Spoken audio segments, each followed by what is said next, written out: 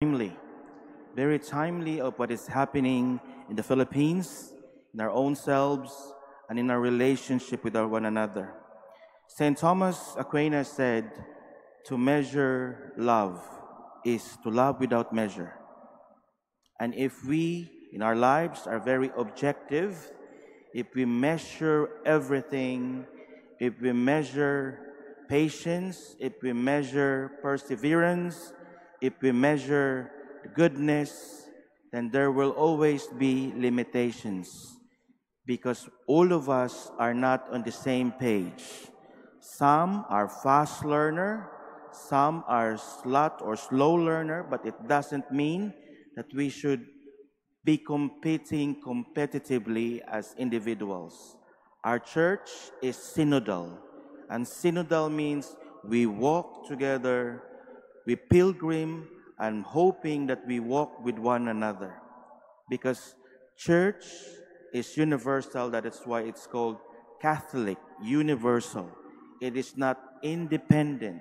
Each church are connected to one another. It could either be overseas or the Philippines or different dioceses, but we are one universal Catholic Church. And this measuring reminds us to be more patient with ourselves, to be more patient especially with our neighbors.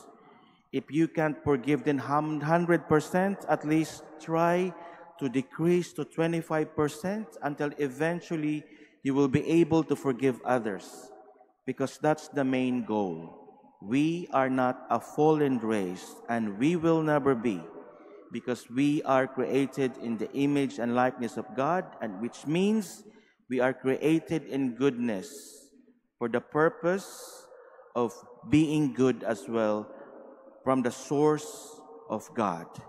May this Mass, as instituted by Christ to give grace, give us the grace of patience to know the difference, to forgive others, and to continue to love others in spite of difficulties and challenges. Amen.